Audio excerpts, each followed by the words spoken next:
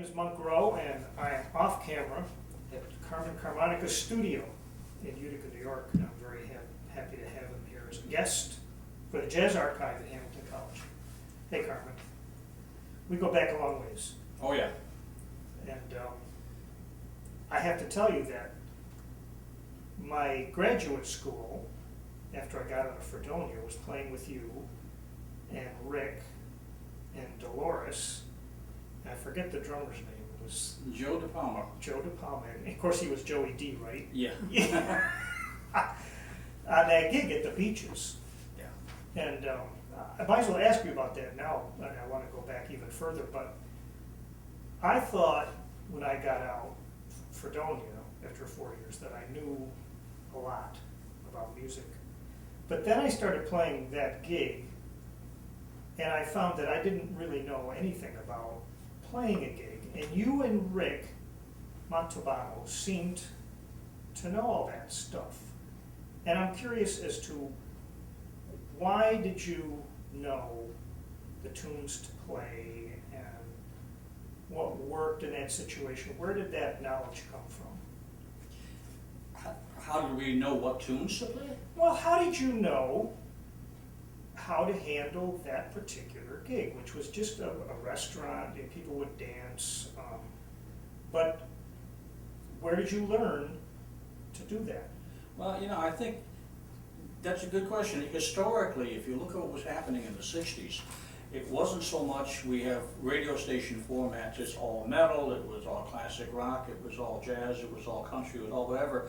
There were so many different kinds of music out there that appealed to so many different kinds of people. If you wanted to play a gig, you had to know how to play a country tune with an authentic country feel, or a polka, or any type of thing. And of course, we were liking jazz, so you had to listen to jazz. Well, if you study enough of that kind of music, and I don't mean like formally study, but just like learn tunes, check them out, develop your ear, you had the ability to play just about anything that sounded authentic. So a new tune comes along, and you say, okay, well that's a little of this, a little of that, and I can do it. So you're not just stuck with, I can only play this style or that style. So I think that's kind of what we had going for us, is that you wanted to work, you had to be able to play whatever's on the radio, and that could be any style. Yes, and the radio, I remember recently looking at the Billboard's Top 10 from back in those years, and it was so varied. You could go from an Elvis song, #1, and #2 might be Mitch Miller. I mean, the same playlist. Right, and Sinatra with Basie, Right. Yeah, all of that was top 40 or whatever. It was very diversified. That changed a lot, and I think you mentioned in some of the pre-questions you gave me to think about what to tell younger students, if they're interested in becoming musicians. I want to skip to that because it goes right along with what we're talking about, is the diversification of styles, learning more about not only how to play your instrument, but as much as I love jazz, there are other elements of music that make up that whole genre of jazz. And we've got the blues, and we've got ballads, and we've got big band stuff, and you've got chord melody things in terms of the guitar. And kids don't study this. They say, great, I like Avenged Sevenfold, I'm going to use these kind of solid styles and sounds. And then when the music changes, as it will, it evolves, some other style comes in, and they're not aware of how to do that. You say, if you want to be good at what you're doing, diversify. Okay, so you listened to the radio at that time, and you picked tunes out that you liked, or tunes that you might not have liked, and you play them anyway. Right. Okay. I heard, because I'm not from this area, I didn't quite know you a real long time ago. I heard something about George Dell, music store owner, visiting you when you were laid up or something, getting you started. Is that true? Oh yeah. What happened, as a child I had a problem with my hip. And so I was in the hospital for an extended period of time while they were finding different surgeries and therapies to try to get me to be able to walk. As a result, I was in the hospital for more than 3 years, without going home. And this happened teen time I was at now, 9 and 11 or something like that. So trying to give me something to do. One of my aunts brought me a little plastic ukulele, and I'm sitting there figuring stuff out on it. And they said, "Hey, this is pretty cool. I got an old guitar in the attic. Let me dig that out." And she brought me this old horrible guitar. And by myself, I was just messing around. It was a toy to me, and I was figuring stuff out. So it got noticed by the people at the hospital, and they said, "Well, we need a teacher to come in and give this kid something to do so he stops terrorizing the nurses."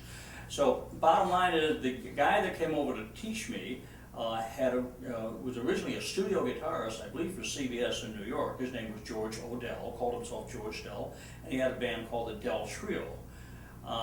Well, when he retired from professional music in New York, he came back to his wife's hometown, which was Utica. His wife used to be a nurse at what is now Faxon Hospital, then it was Children's Hospital. So they called her and said, "Hey, your husband, I guess, teaches, you want to send him up and teach this kid we got." And so he would come up and give me a half-hour lesson. However, his wife would be in the nurse's lounge having coffee, talking to her old cronies, and a half-hour lesson to become 45 minutes, an hour and a half. So as long as she kept chatting, he kept giving me these longer and longer lessons. It was great for me. I had nothing else to do. So I had this really good, conscientious teacher that loved to talk, and I was a sponge at eating it up. So that's how I got my start. Were your parents happy to see this going on? Were they what? Were your parents happy to see this Oh, absolutely. going on? Anything to keep me from being a crazy kid. Yeah. Well, it must have been hard. And did you have tutors coming in too? At that time, they had a school room, so they had a one-room schoolhouse kind of situation. So I still kept up my studies. Okay. And was there a point in your life that you said, "Hey, this could be my career"? I think I always felt that, even though in high school, when I thought I wanted to go into music, I talked to my counselor, who said, "Well, you can't major in guitar. There is no school that does that." Of course, this was wrong, because I graduated in 1964. Berkeley was already in existence. There were places in the southern part of the United States that had guitar majors. This man was just unaware of that. This is pre-internet, pre-communication, so he didn't know. So he said, "Well, you can either major in another instrument or do something else." So I went to my next strongest subject, which was communications, so I majored in English at Utica College. And then about halfway through my sophomore year, I got an offer to go on the road as a musician, and no contest, and I just dropped out. With whom? Jimmy Cavallo and the House Rockers. Oh yeah, I'll be darned. Yeah. Okay, and what was that gig like for you? Oh, it was very interesting. Talk about diversity. I played for him a little bit. He said, "Oh, this is great. I'm going to give you a reel-to-reel tape of our show. And I want you to figure out, there's no music, no charts, nothing. I want you to figure out what we're doing, and we'll have a rehearsal next Thursday," or whatever like that. And the gig was guitar, bass, and drums, and Jimmy sang and played sax. So the charts were everything from Sinatra charts, the orchestration, bassy thing, that stuff, to soul, rock, because he was a rocker. Jazz things like rhythm changes, where you just go and honk in the audience for 20 minutes, and we get to keep that going. And so I had to figure all of this stuff out and cover as many parts as I could as a guitar player, trying to play horn parts and everything, and still keep the rhythm going. So it was kind of interesting. Somehow I got the gig, and our first gig on the road was in Baltimore. And we played this huge club that had 3 floors, and there was a bar on every floor, and there were people dancing, and it was like a massive type of thing. And kind of a funny war story there. Rhythm changes, as you know, it's 16 bars, and then you go up the bridge, and then you go back to 8 bars. Well, if you do that 3, 4, 5 times, you begin to wonder, am I done the first 16 here, or do I have to go again? All right. Now, Jimmy would jump off the stage with a saxophone, and he'd be jamming and playing, and he would hop onto these tables, and people would be drinking, and he's over there dancing on the table, honking the saxophone at them, right? And he's getting further and further and further away from the band, right? Meanwhile, we're just kind of, and this thing is going on and on and on. And probably about the 20th or 30th chorus, I'm lost. I don't know where I am. I come in with the bridge at the wrong time or something like that, and somebody told me in the band, "No, you're in the wrong spot." So Jimmy realizes this is the problem, so he decides to come back to the stage, gets on the stage, continue to play, puts his saxophone right into my ear and honks the root, telling me where I should be. loud. So it was a very hard lesson to learn. Keep track, don't get lost, keep track of the tune. That was an embarrassing moment. So, but I did learn a lot from the Cavallo Band. We did all kinds of gigs. We played in the Amish country. Imagine playing a jazz gig in Lenox, Pennsylvania, York, Pennsylvania. We did these things. It was like very strange stuff. We also played Atlantic City and played some better gigs. But basically, he was a rocker that had blues and jazz roots. And he's still out there. He was 80-something years old. We're still playing. Do you remember what you made? Oh yeah, I think we got like $150 a week. Out of that, we had to pay for expenses. We had to pay for room. We doubled up. Yeah, pay for your food. You know, I don't think I've ever met a musician in the early part of their career that got their own motel room. It finally happened by the time I got to some, Yes, some better gigs. Little, We spent a lot of time doing Yeah. that. Talk about learning on the job. That's great.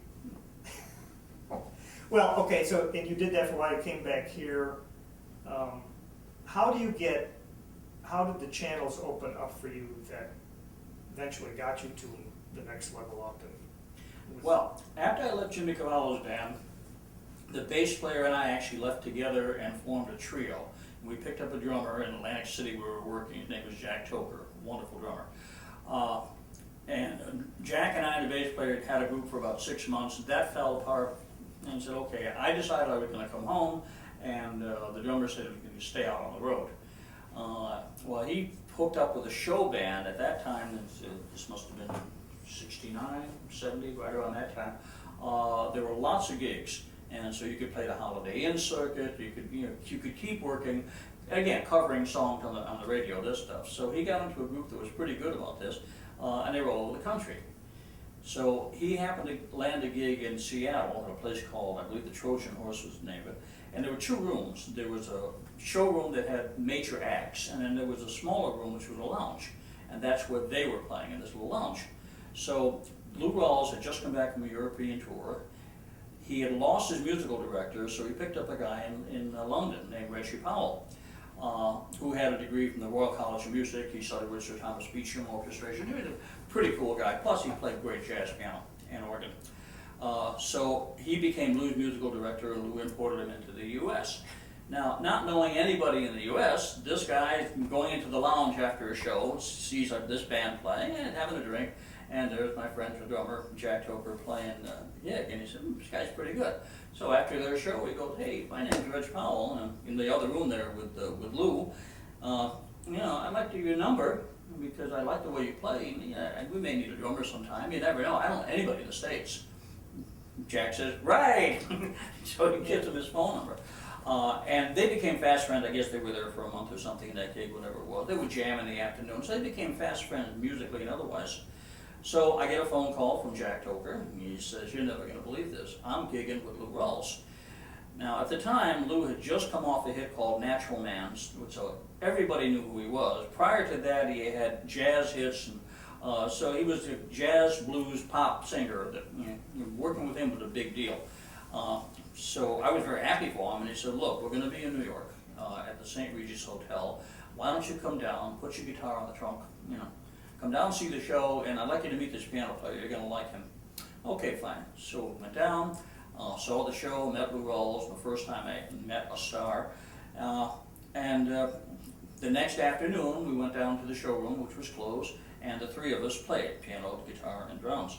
And Reggie Powell says to me, hey, I like the way you play. Why don't you give me your phone number? Deja vu again. So that's what happened, and a few months later, we got a call. Actually, this is a side story that goes along with that. I was in another band, local band, trying to get things going, and we had a trumpet player who was from New York. I'll leave his name out, he might see this, but had a trumpet player that was from New York, a very arrogant guy, a wonderful trumpet player, but arrogant.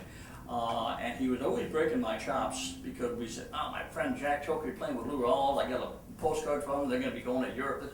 Oh, wonderful. And so he would always say things to me like, well, gee, maybe Lou Rawls is going to call you, you don't have to play this gig in Frankfurt or something like that. And I said, well, that'd be nice. And so one time we're rehearsing, and the phone rings, right? And he said, hey, answer that, it's probably Lou Rawls. And it was. And I said, oh man, this is great. Oh yes, Mr. Rawls, oh thank you. I'll call you Lou. Okay, you know, that kind of stuff. And everybody's sitting there and the trumpet player is like, huh, what's going on? And he basically offered me the gig. He said, you know, I'd like you to come and play with us. You know, we're going to be starting and we're going to Miami for 2 weeks and then we're going to go to Los Angeles. We're going to do this. And he's telling me this itinerary. Do you think you can make it? You know, and I said, oh, Mr. Rawls, very, very much so. Listen, before you go, could you please say hello to a friend of mine? And I handed him the phone, and this guy just did one of those kind of numbers. So it was one of those small victories in life that you know, you never believed something like this is going to happen. I said, oh, that's great. So Yeah, and it's so cool because Lou Rawls must have he had such a distinctive voice. Oh yeah. There's no like this. No can pretend that this the phone vibrated. That's great. Wow. So that's how I luckily got hooked up with Lou Rawls. Mm-hmm. And then I'll wrap up the story quickly because I've told this before.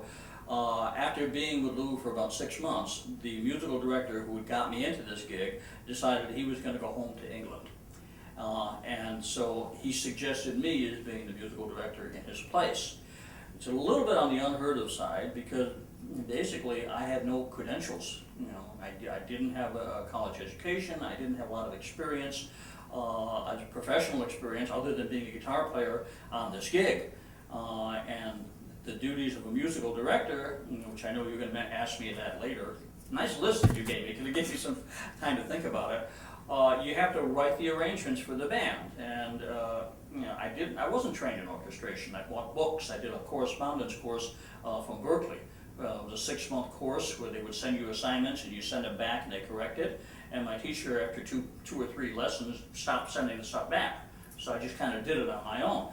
Luckily, there were some people around here. The late Chick Esposito was wonderful. I would go to him with my scores and say, Chick, I do this right? He says, no, you know, the saxophone doesn't have that note on his horn. You know, things like that. Check your range. He would do all kinds of, you know, nice tutoring for me. So that was wonderful. There were other people around that I could talk to that kind of helped me through. But basically, it was still by the seat of my pants that I was doing this stuff.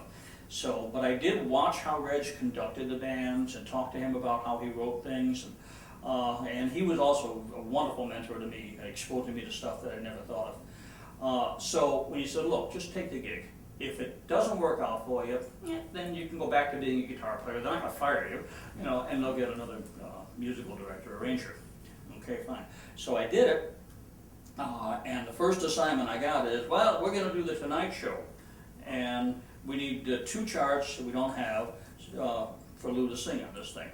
And so here's Shelley Cohen's number. Shelley Cohen was the musical director for the Tonight Show. Doc Severinsen was the conductor, and Tommy Newsom was the second director. So, but when you dealt with the Tonight Show band, you dealt with Shelley Cohen, who did everything from music clearance to telling you what do you need. And so we had a situation where we were going to do something that called for strings, and he said, well, the budget for this particular act doesn't call for strings, so can you do it for flutes instead? You know, so he would have this whole system that he would work out, the whole politics of it. So that was my first time I had to do something and actually score it for a professional band. I'd done some smaller bands around here, but this was like, oh boy. So I brought my little keyboard into hotel rooms, and I sweated blood over every note until I finally got everything to be, I think this works. Let me try this again. Let me play this again. And because there was no like, this is way pre-finale days. Oh, absolutely. Hear it back. You could not hear a thing. You had to go, let's see, this is how I voiced the brass. Okay, that's right. Of course, I can't play the keyboard work, anything easier, so everything was for slow motion. Now, the sax is under that. Yeah, that should work. Geez, do I really want down parallel fifth? Don't do that. Yeah, this kind of thing. So I somehow got through writing these things to the point where I think they're going to work. And of course, I was very familiar with the style, because by this time I've been playing with Lou. I knew the kind of stuff he liked to hear. I knew his history. So in any event, we got to the rehearsal, and all I had to do was go 1, 2, 3, 4, and this wonderful band kicked in, and it's like, boom! This sounded so cool. It's like, man, this is amazing. You know, everything worked, and you know, when you have wonderful musicians that do this every day, you know, it's magic, and it makes you look really good. And you're kind of standing there like, yeah, I knew this was going to work. I don't know, I think it was a little puddle of sweat by the time we did both songs. But it really came out nice. And then kind of another little pat on the back. Doc Severson was on this particular show. A lot of times he wasn't there and Tommy was there, but he said, when we do the break, let's give the guitar player some. So there was this, I don't know, some blues thing or something like that. And so they got to that section, and we'll be back in a few minutes. And he said, points to me, and so I'm soloing with the Tonight Show band. For about 10 seconds you heard it, and then it faded out to a dog food commercial or something like that. But the audience was listening. Oh yeah. And this was on the West Coast? This on the West Coast, yeah, Right, over at Burbank. Oh, that's a thrill. It was a thrill, yeah, it really worked out. I did learn a couple of other things along the way, talking about what a musical director has to do. Sometimes you have to write a chart and you don't know what the band is going to be like. So when you're dealing with studio musicians or the LA Tonight Show band or Vegas musicians, you can't lose, because no matter what you do, even if you screw up, they fix it for you. I mean, they're like really cool. But sometimes you get musicians that aren't quite as experienced.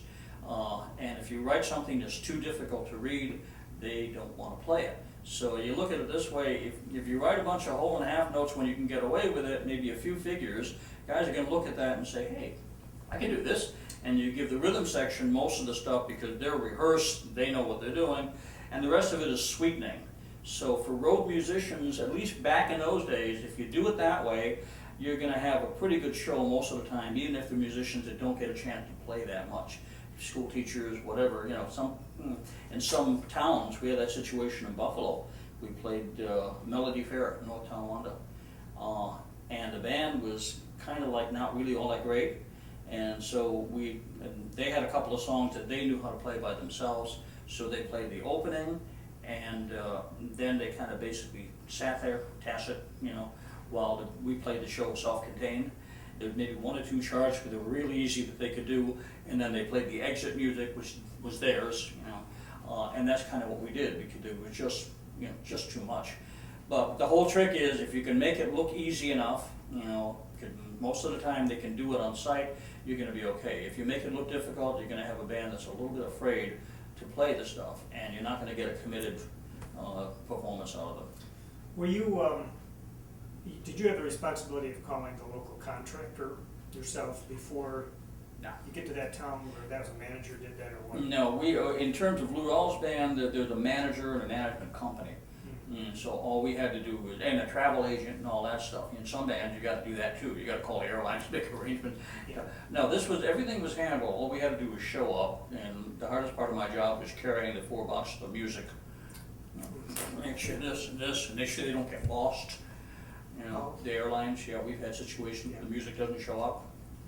Did you copy your own parts? A copy what? Did you copy your own parts at that time? Were you the copyist Well, also? this is another interesting story. In the LA Union, especially at that time, you got paid for writing an arrangement based on the so-called 4-bar page. So if you had a 4-piece thing or a whole orchestra, 4 bars, there was a rate for it. Right? So it could be anywhere from $4.75 for a rhythm section thing to maybe $20 for 4-bar page for a full orchestra, whatever. So whatever those rates were. And then you just multiply, you know, those numbers, and that's what you got paid as an arranger. The copyist, however, got paid way more than that, double and triple, because first of all, you give him a score in concert. He got to transpose it, he got to write it, and his penmanship had to be absolutely wonderful. And you've seen the way I write my name, you won't want me copying your charts. And again, pre-finale, pre-everything, so it had to be written just right. And then these guys got much more money for copying than the guy who actually wrote the chart. So there were times when we had to do something and the manager would say, well, look, we got plenty of time, you want to do the copying yourself and make the extra bucks? I said, yeah, sure, right. And so I would, with a felt tip pen, you know, try to copy very, very slowly and try to make it look good. Well, if you're copying, our band were basically big band style. We had 4 trumpets, 3 trombones, 5 saxes, rhythm section. That's each one of those little parts copied by hand, you know, to somebody that's not a good copyist. So I did that once or twice, and I said, I'm not doing this again, so I'll lose the money, let the copyist do it. And you know what else about copyists? They were so good. We did some recording sessions where we thought things were going to be in a certain key, but the copyists were there anyway in another room with a table, right? And at some point they decided, well, let's change the key to this thing. So they say, okay, hang on, half-hour break, and these dudes would be there with the score, and they say upper minor third, right, and these guys would cut, and it would look wonderful. There were a few parts that they could put on onion skin and just Xerox, but most of the other ones they had to write one at a time. Wow. So that's how fast they were. Now with a computer, Yeah. keychain. In fact, the union in Los Angeles, there used to be if they asked you to transpose on site, there was a different scale for that. There was a, say that again? There was a different scale for transposition on site. So let's say you got the chart there and they say, well, it's just a little low, can you bring it up a whole step? Okay, I can do that, you know, and so they would pay you more because you transposed. There was also a scale for if you use for guitar players, if you use various pedals. So if you had the wah-wah pedal, if you had the distortion pedal, this, you know, there was a little bit more money for having those things if they called for them. Is that because, maybe it's both, they're paying you for the skill to use them, but also that you made the investment to have them? I think so, and the idea that it's a different sound, because at one time the union was very, very strong, and they said, okay, you want this, you want a classical guitar, that's a different instrument than a steel string guitar. Well, not really, you know, play with your fingers, etc. But anyway, so they got many little, and these weren't huge jumps, but they were enough so that it made a little bit of a difference. I don't think the Utica Musicians Union ever No, had to they're go not doing quite that. that far. They're not doing that. I love those behind the scenes stories. And some of those skills, I mean, I was thinking about the way you and I learned music, you know, with our ear to the radio or to the record player. And these copyists doing that stuff, you know. I will now sound old fashioned, but those things, those ways of learning are not around anymore. No. No, it's just too bad, because people lose a valuable skill. Yeah, I teach guitar, and a lot of my students, they want to learn it soon, they go to the internet and they download a tab, all right? So it's the music, but it's not always the music, just numbers. But anyway, they listen to it, they see the numbers, and they do that. And then they don't really develop any kind of ear, any kind of relative pitch, so they can't figure stuff out on their own. And then they say, well, I don't need to, I can get the tab. And if it isn't out today, it'll be out tomorrow, I'll get it. And so where's the development? Where's that whole thing? You know?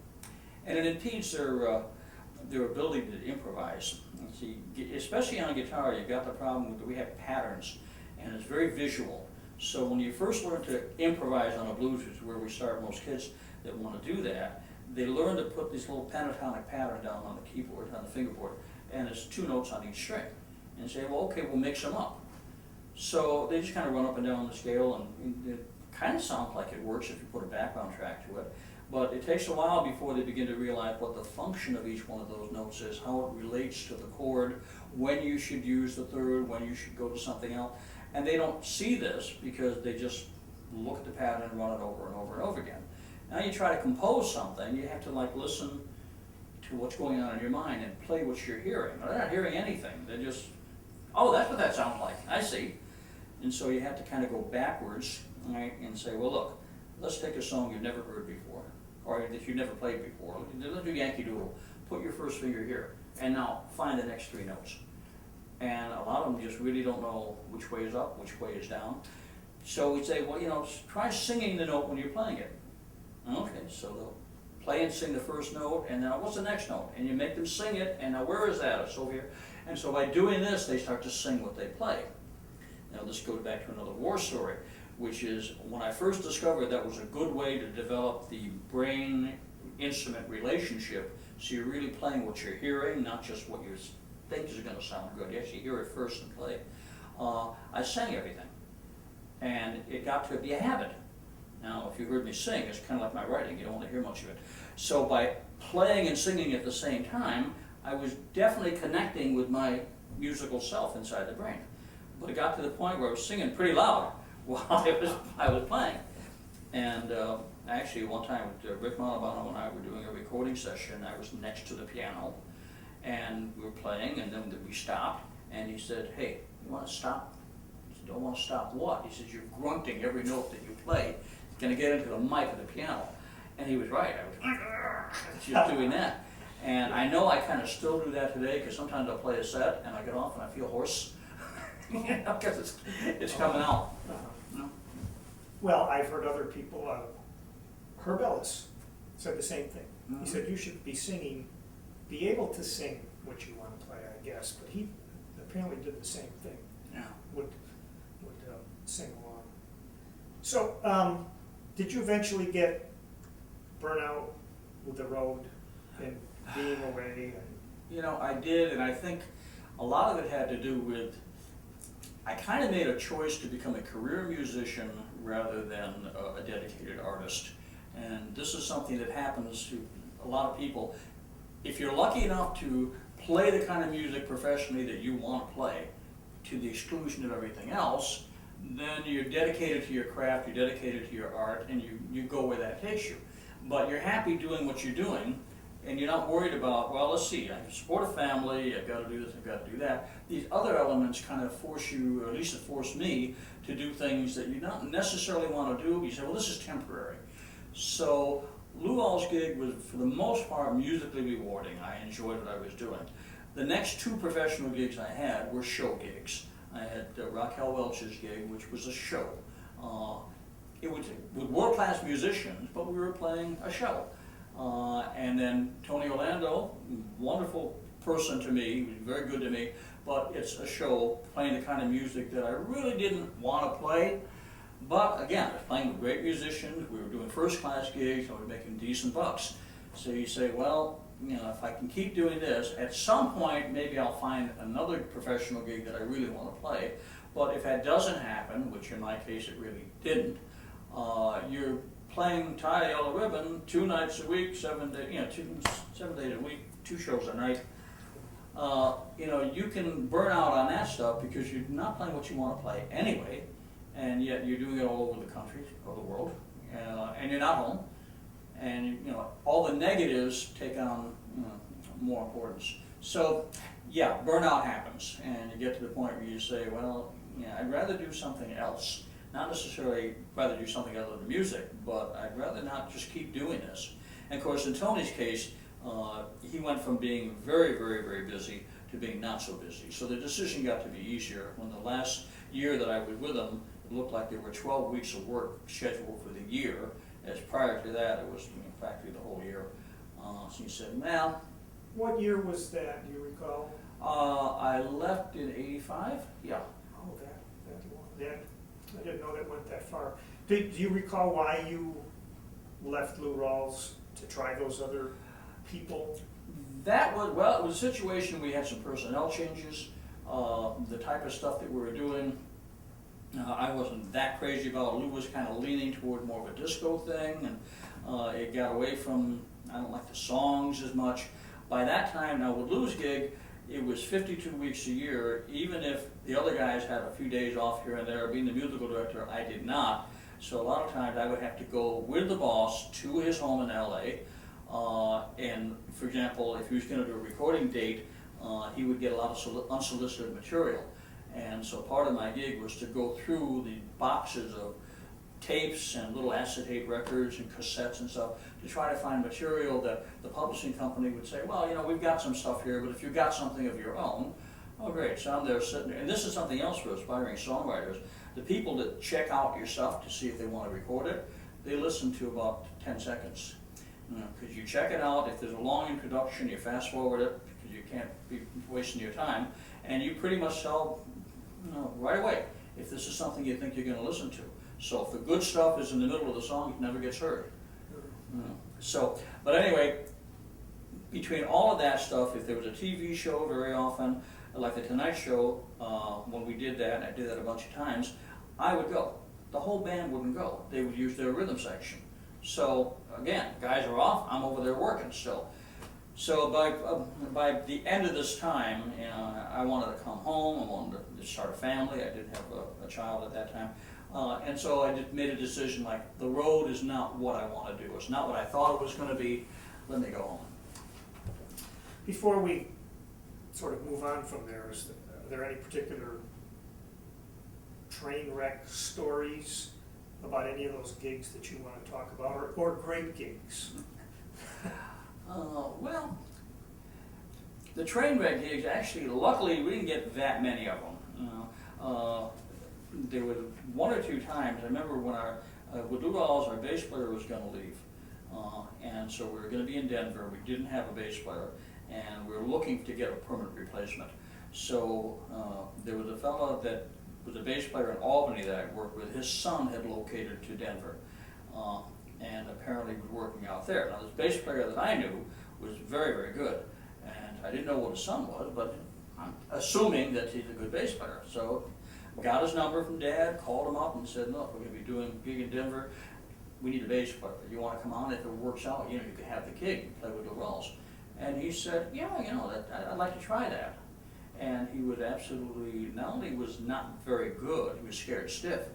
And so the rehearsal was just, I don't know how we're gonna do this. And of course, we rehearsed in the afternoon of the gig, but that's traditional. You got a gig that starts at 8, you rehearse 2 to 4, shower and come into. Okay, so it was, I warned Lou ahead of time. I said that, you know, this guy's not very good, so we'll just get through these 2 nights and fine. Well, so he wasn't very good. He blew just about everything. You know, you kept asking him, turn down so people can't hear you. And we got through the 2 shows that night and 2 the next night. It was just horrible. And then you had to call Dad and say, oh yes. And there were words there, you know, why did you hire this guy? Well, because, you know, and it's just kind of a hard situation. Unless you know for sure the musician's abilities, you take a chance on, I took a chance on factors that didn't actually make any difference. I never heard him play. So, you know, I just trusted. And again, you know, you're in a situation where just about every musician you meet on that road circuit, they're all good. It's unusual to find somebody that's in that circuit that isn't like, great, you know. So you can come across somebody that's in there, but he wasn't really in there. Yeah. Okay, so that was a bad gig. well, speaking of bass players, you were with Jaco Pastorius. Right. Was that your choice to have him come? Absolutely. That's, you know, Jaco's story is really sad to me because he was an incredible musician, absolutely no doubt about that. And we used to work the Bachelor's 3. There were 3 places, co-owned by Joe Namath and some other people. And the one in Fort Lauderdale where Jaco was a house musician, the Peter Gray's band. And we played there quite a bit, I don't know, 2-3 times a year, whatever. And there was Jaco playing. He's just great bass player, everybody knew that. So this is the same time when our bass player was going to leave after the Denver incident. And we needed a bass player. So I got the bright idea to say, I wonder if this guy would be interested in joining Lou's band. Although the kind of stuff that Lou was doing was not where Jaco wanted to be. I was confident that he could do that, one hand tied behind his back, and what would be the problem? So anyway, I offered him the gig, and he said, yes, I'd like to do that. So anyway, the bottom line is it really wasn't what he wanted to play, but he did manage to hook up with our percussionist, Don Elias, who had lots of good connections in the jazz industry, as well as the basic music industry, and he got him together with Bobby Colomby, the producer for Enjoyment of Blood, Sweat, and Tears. And so that's how the first Jaco album actually came to be. So in a way, I kind of pat myself on the back by saying, hey, you know, you kind of, I mean, Don Elias was on our gig and they knew each other, but once we were in the same band, things get tighter. And so as a result of that, I think Jaco's story kind of took on its perspective. What's sad about it is when I met Jaco, he was all into running barefoot on the beach and drinking orange juice and a health nut and all of that. And as time went on, the psychoses that he had, which is well documented now, became more and more obvious, and he really had mental problems. And then couple that with drug abuse, and eventually he met his unfortunate demise that way, and that's sad. Yeah. But I do feel I had a little something to do with his getting where it was. It would have happened anyway. I firmly believe that somebody with that kind of immense talent, and so to say, you know, it would have happened. It just happened to happen that way. Yeah, it must be part of his story in a positive way. And I forgot that you had Don Elias on that gig. Oh, yeah. He was a great guy too. Oh yeah. And then you brought Rick into the band, is that right? Yeah, that was my first official act. When the piano player conductor left, he said, okay, I want to make you the musical director, because we got to find a piano player. And I said, got the guy, got the guy. Oh, okay. You know, Yeah. so I almost without even asking permission from Lou, I said, I already got a piano player. Yeah, okay, great. And he said, oh, okay. I remember that specifically. Oh, yeah? I hadn't moved to Rome, and I hadn't been there that long.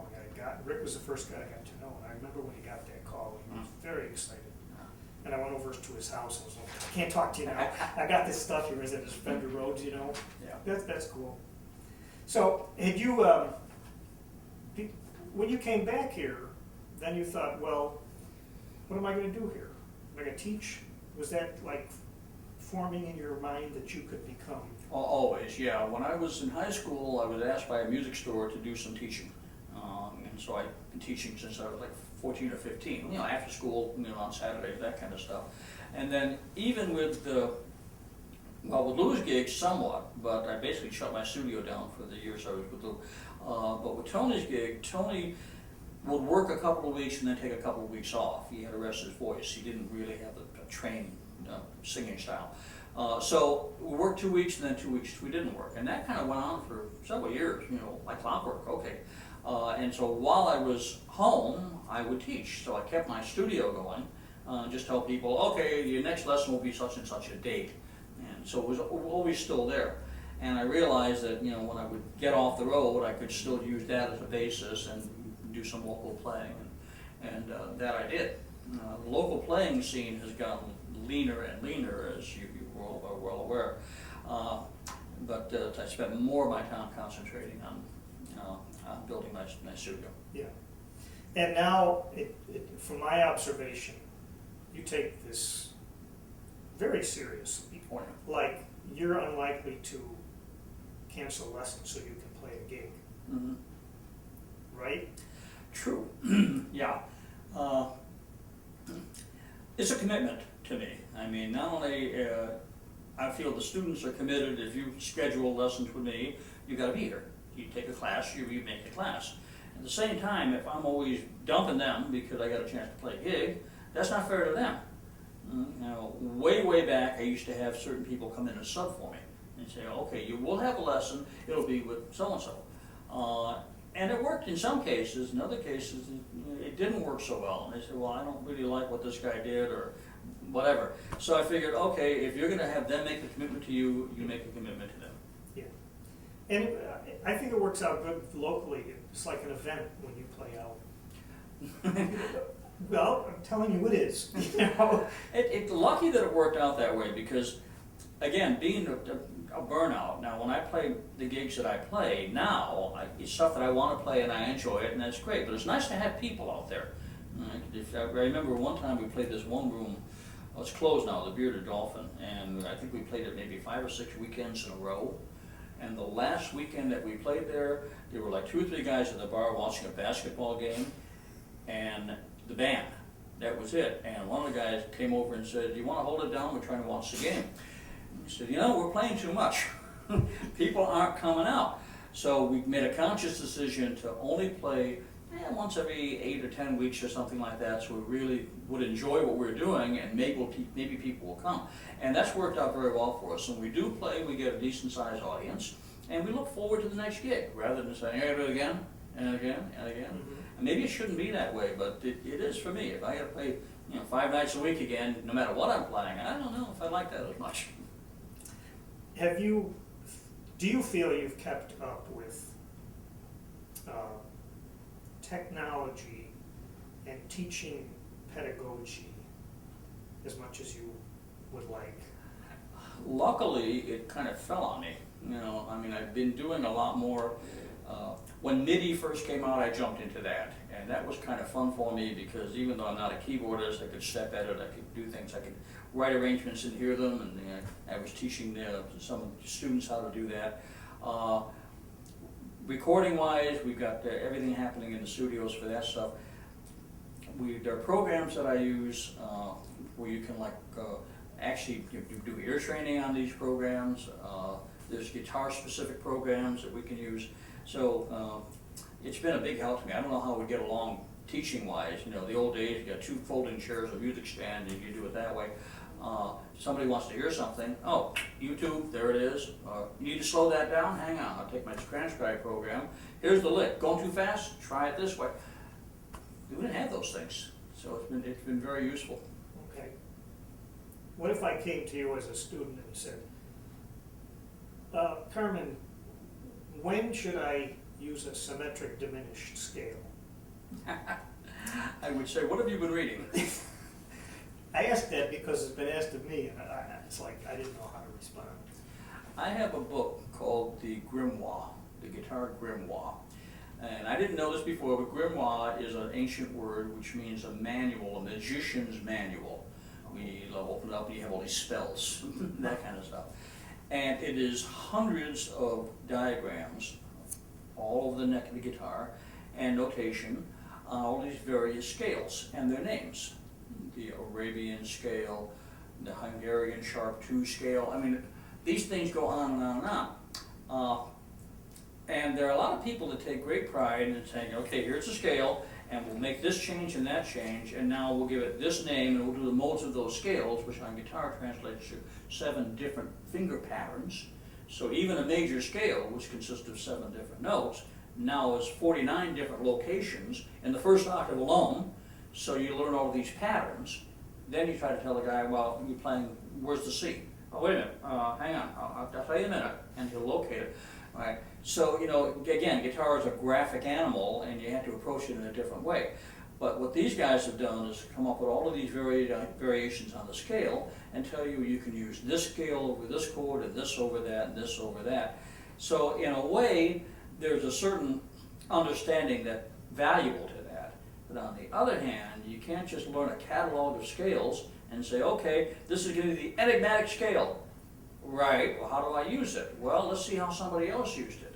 And you find that, at least for me, it comes out to be building melodies. And you build melodies based on active notes, notes that are not in the chord but have a little bit of a tension that takes you someplace, and then passive notes, which are nice resolved notes, and depends on what you want to create. So if you want to create a whole bunch of active notes, then you can place a scale a half step above where it's supposed to be and say, isn't that cool? And then you have to look at it and say, does that mean anything? Am I playing something just because it's tense, or am I playing something because I want to have a little tension which takes me to a nice resolve? So you have to start thinking about how you want to do things. So, you know, I have to say that a lot of academia music I have found is learning a lot of names, spitting them back on a test, and then without a full understanding of what those elements are supposed to do musically, they're meaningless. You get people that just use these scales, they don't really know why, they can't make any music out of them. So I tell them, well, you want to learn the names, that's cool, but I want you to listen to it. What are you playing? Why are you playing it? How does that fit? Where are you going with it? Is it something you played before? Are you playing that motif backwards? What are you doing?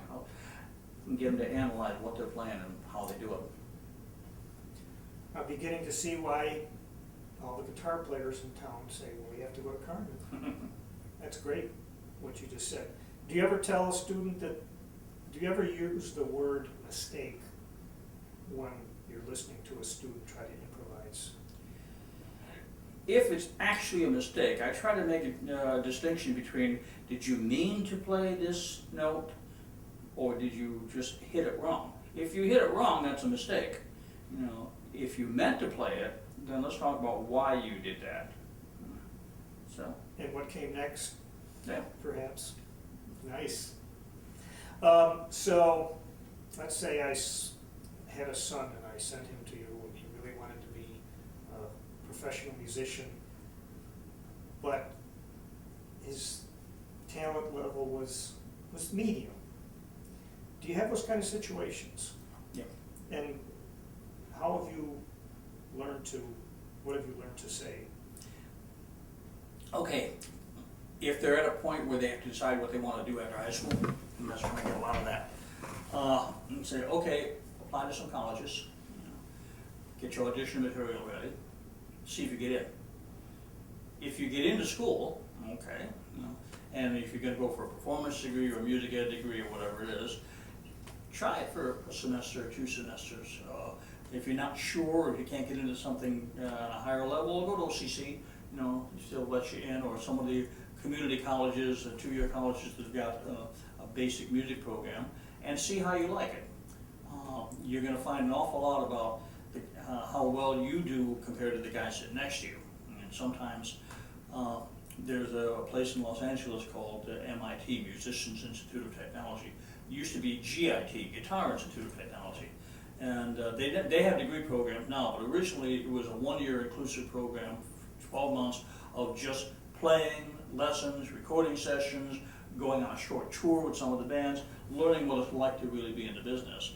And some of my students went and came back after completing the course and said, you know, I really figured that I can't do this thing professionally.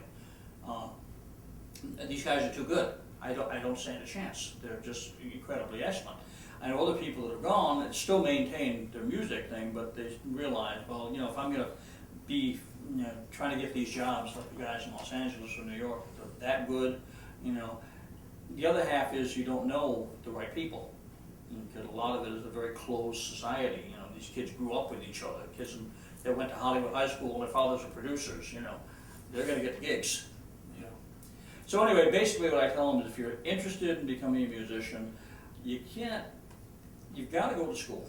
You've got to go to a music school where other people are interested in the same thing as you are.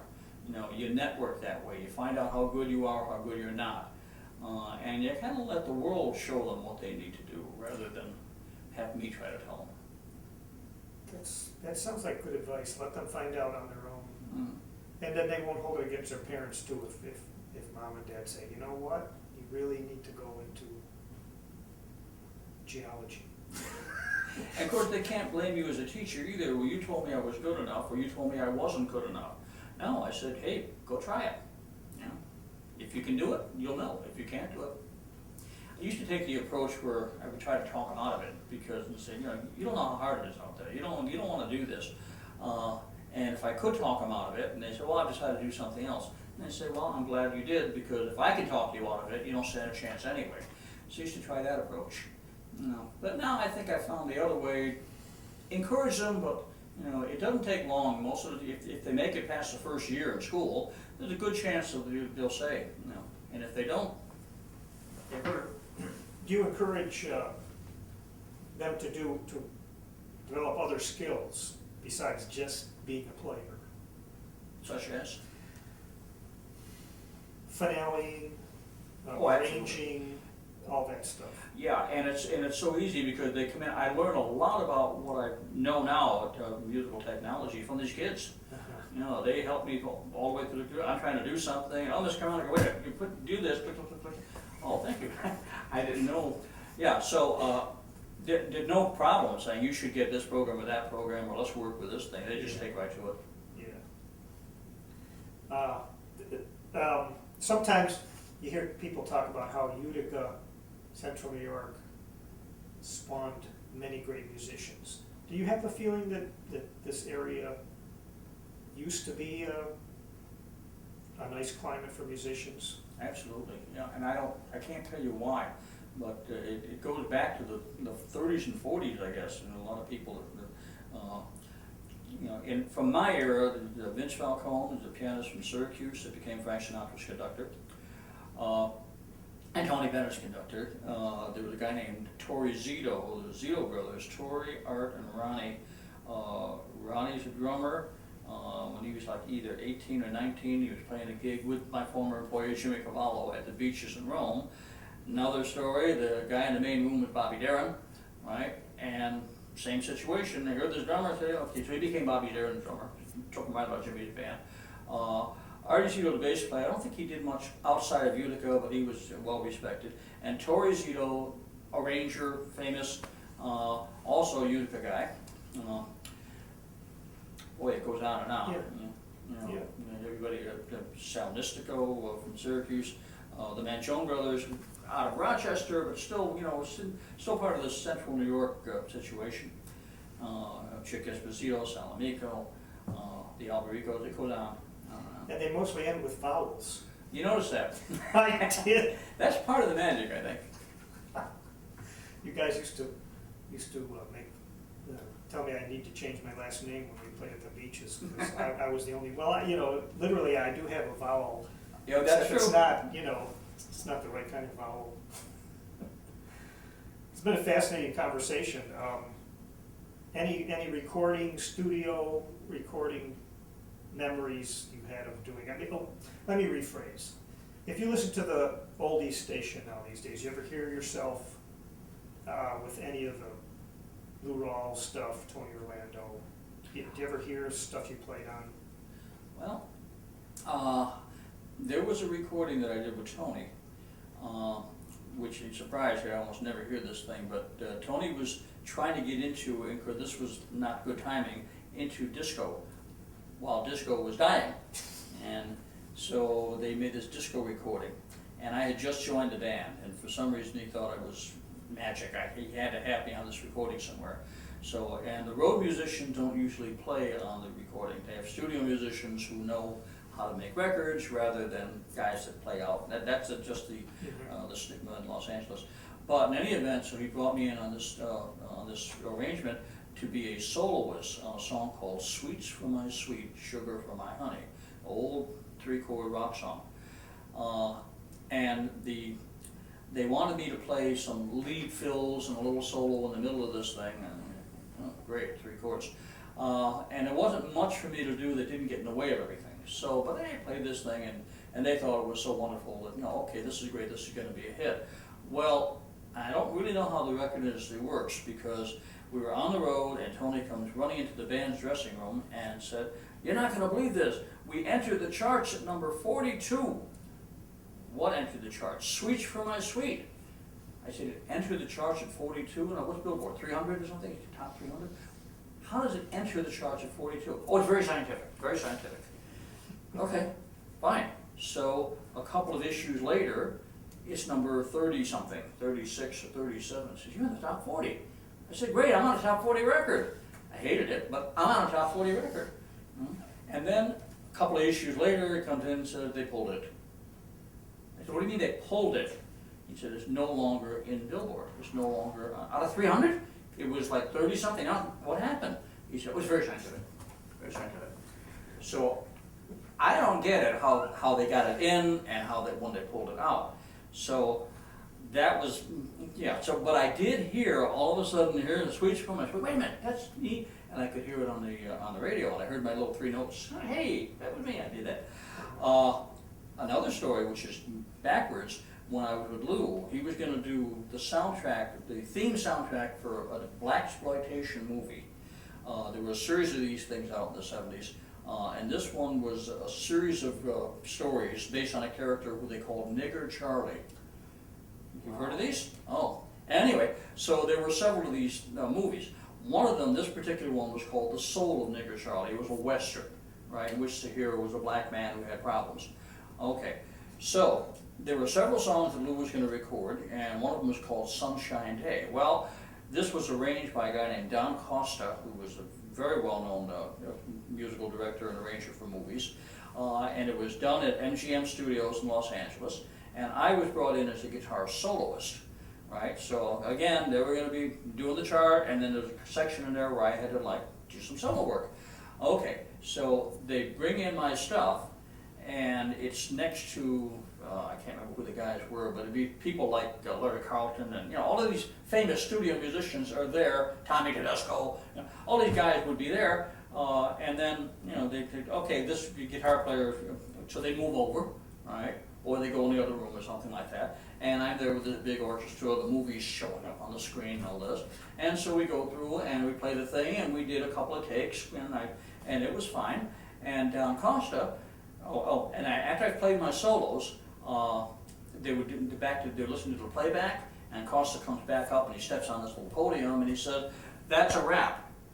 And I want to thank the guitar player here for putting that thing," and the whole orchestra starts applauding. I say, "Oh my God, I'm getting applause from the studio orchestra, isn't that cool?"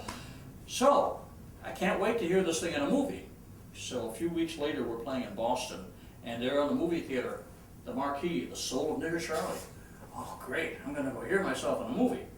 So, went to the movie theater, and there it is, and I begin to hear my opening lick, da da da da, that's me, that's me playing that guitar part. And when they come to my big solo, they had placed girls' voices over my solo. So you could kind of hear this little faint guitar in the background, but you heard girls singing, doo doo doo doo doo. So the lesson learned there was that, you know, once you've done a work for hire, they can do whatever they want with it. They can use it, they can not use it, whatever. So I said, geez, it was a good solo, wasn't it? It was a good experience, you know, it just didn't come out in public that way. So I heard myself on a movie screen and on the radio. And Do you ever get any checks from any of that work? Tonight Show, all that stuff?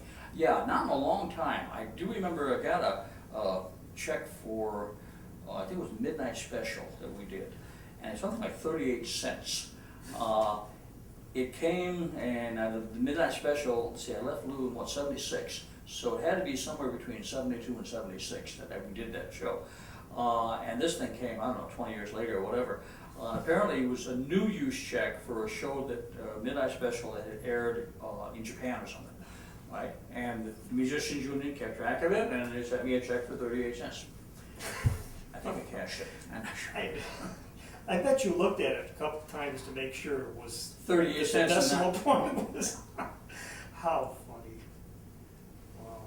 Anything on your little list that I didn't ask you about? No, I think we did pretty good. I do have back to recording thing. With Tony Orlando, we did a TV show called Tony Orlando's First Special. It's for NBC, and the director was Alan Thicke. And so we did the show, and I had a feature, guitar feature. Anyway, longer story. It was kind of a Spanish type thing on the song Up on the Roof, right? And they had dancers and all the stuff they were going to do. So we did a pre-record, and in the studio, and again, I'm doing all these fancy jamming things over this one section. And they decided they were going to use that track. And I said, okay, that's fine. And then they say, oh, by the way, be there early, you'll be in makeup. You got to be in makeup. Oh, well, yeah, they're going to put the band on this rooftop set, and you'll be playing your instruments. And I thought, good, we just spent a couple hours in the studio messing around, and I'm improvising Spanish-type licks all over this piece. And I'm going to be there with my guitar. Am I going to look like an idiot, like playing something that's not in sync with the music? So I asked the director, the engineer rather, can you give me a quick cassette of what we just did? Oh, sure. So he made me a cassette of it, and then I took it back to the hotel room, and I practiced with the cassette, trying to remember what I did, and memorize my finger patterns. So this was wonderful. So then when it came time for the shoot, I mentioned to somebody, I got my solo memorized, so you know, if you need to get anywhere near my hands, I'll be right. Well, this guy went running to the director and told him, and the director made an announcement that I was, you know, in sync with the music. This is great. So out comes Tony Orlando in this costume, and he says, you want to hear something great? My guitar player spent all night learning his solos so that he would be in sync for the camera. Isn't that dedication? I've been on the gig for about 2 weeks. Right, so the other guys in the band are looking at me like, you apple polisher. Not why I did it. I just wanted to make sure that if I was down here and the music was up here, that the guys at home wouldn't look at me and say, you didn't play that, or whatever. So, but anyways, I did that. That came off okay. But then I went home to Utica, and about 2 days later, Alan Thicke called up our musical director, Reg Powell, and said, look, Norman Lear is going to be doing a show. He got a pilot, and it's called Different Strokes. And we need a band to come in quick and cut this thing. Now, you guys just did, you know, the show, and you're very good. Do you think you could get together, you know, come in, you know, later on this afternoon and do this show? He said, well, let me call everybody and see if I can find them. Now, meanwhile, I'm in Utica. The other guys all live in LA. So they were able to go in and do the Different Strokes theme song. And they said, well, you know, it's on spec. We don't know if the network's going to pick it up or whatever. So we can either pay you for the session, or you can do it for free, and we'll put you on speculation. And they said, well, what's the deal on spec? Well, every 13 weeks you get your scale, and then each day that is played out of that 13 weeks, you get scale per day. And so it's every 13 weeks, full session, plus a daily rate on those kind of things. Now, naturally, I'm in Utica, so I don't get to be part of this thing. All right? So obviously the show got picked up. Different Stroke ran for what, 10 years or whatever the thing was. And these guys got residual checks every 13 weeks the show ran, plus new use, plus overseas. You know, I'm sure they're probably still getting checks. Yeah, came out to some nice money.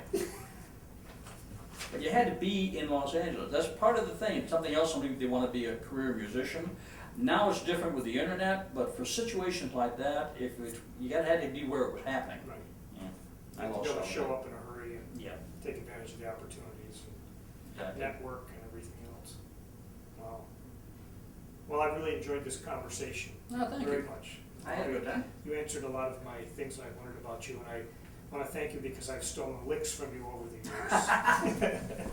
And, you know, I remember going back, way back now to the beaches where we started. I remember being fascinated because a person would come up and say, can you guys play Behind Closed Doors or something, some song like that? And you would look at Rick and say, what key? And you guys would just play it. And I remember there was times where you guys would get to the bridge, and you might not really know it, but you'd make one up. You'd make up a bridge. I don't even know if you would remember that. No? But you did, and it would make musical sense because you'd follow a typical bridge pattern, Yeah. come back to the A section, and I just thought, boy, that is really good. The street musician. Yeah, yeah. And I guess it goes back to learning stuff by ear and listening to the radio. Well, when you have to eat on it, you learn how to do that stuff. You know, you told me something once that I said to myself, wow. I remember saying, wow, because you said music is great until you have to make a living at it. Mm-hmm. I think I may be paraphrasing you, but it was a very on-target, practical piece of advice. Yeah. It's something we learned the hard way. Yeah. Well, any students that are out there now performing that you gave some knowledge to? Any guys from Utica that have sort of made Well, the base? the obvious, I had the pleasure of teaching Joe Bonamassa for a summer. Right. And I never take any credit for his success or his ability because he did it by himself. And by the time his dad brought him to me at like 11 years old and said, I want you to give him some direction, you know. After we played for 10 minutes, I said, he's got his direction, you know. We're just going to play together. And so he would come in and we'd jam, you know, once a week, and I'd tell him how great he was, and, you know, I made no effort. I mean, I tried to tell him a little bit of this, a little bit of that, but you could see that he was already in the formative years, he knew what he wanted to do, and he was a very polite kid, he was very nice, treated me with a great deal of respect, but there was no way that anybody, now I'm sure he's had a lot of teachers and a lot of people over the years that take credit for his ability, but it was all him, especially even after he got his butt kicked when Bloodline got, whatever you say, they stopped working with it, lost his record deal and all this stuff. He, by himself, regrouped, got himself a little recording set up in his bedroom, started writing, singing. He never wanted to sing a note, did not the thing he wanted to do. He said, I gotta learn to sing. Learned to sing, went down to New York by himself, knocking on doors. Hey, I was in Bloodline, I did this, I did that, looking for a producer. By the time he got to Tom Dowd, who produced the album that really did something, you know, he did it on his own. So nobody takes credit for this man's success. You know, I'm proud to say I was that much in the background there, but it's his success. Yeah. Well, thank you for your time today. It's been really fascinating. All right? Yeah. Okay.